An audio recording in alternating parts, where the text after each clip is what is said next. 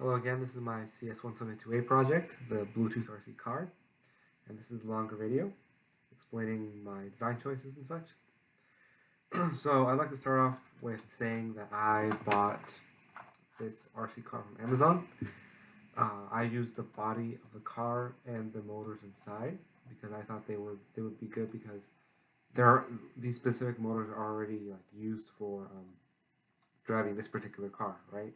So I didn't want to take the risk of buying maybe like a too weak of a motor to power whatever car I was going to use.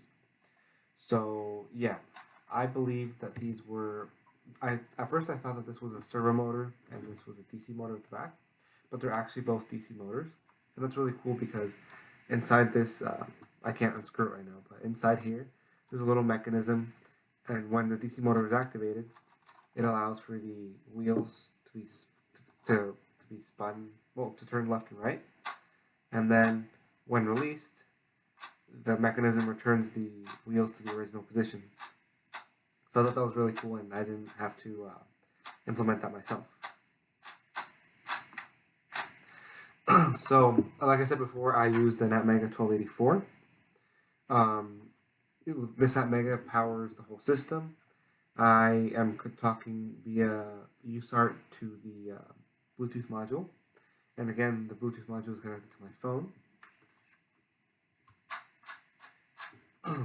So Bluetooth module is connected via UCR to the Atmega, and this ultrasonic sensor.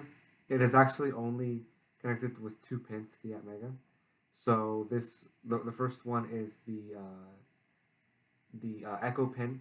The echo pin pretty much receives the information sent back from the ultrasonic sensor, and the other pin, the trigger pin, sends out a signal I believe every 10 microseconds, in order for the ultrasonic sensor to send an audio wave outward and then come back.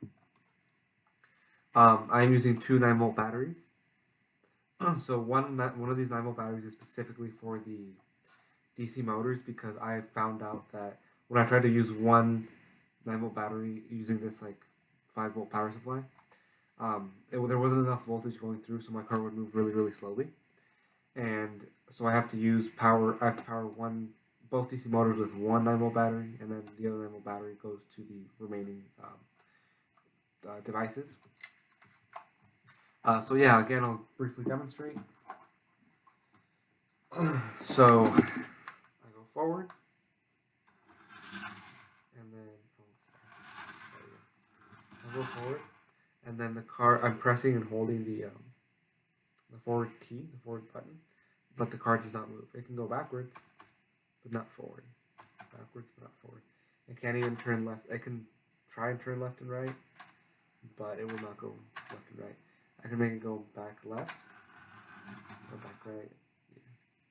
So I'd like to just demonstrate all the other functions. I can make it turn, and again I apologize for that it's a little slow, but I also figured out that when both DC motors are powered on at the same time, so when I'm pressing left and forward, or right and forward, I mean, the car has kind of a difficult time going. And I believe it's because the 5 volts is not enough for both DC motors. So I believe I could have used another type of voltage regulator. Yeah, so that is my 122A project. Thank you very much.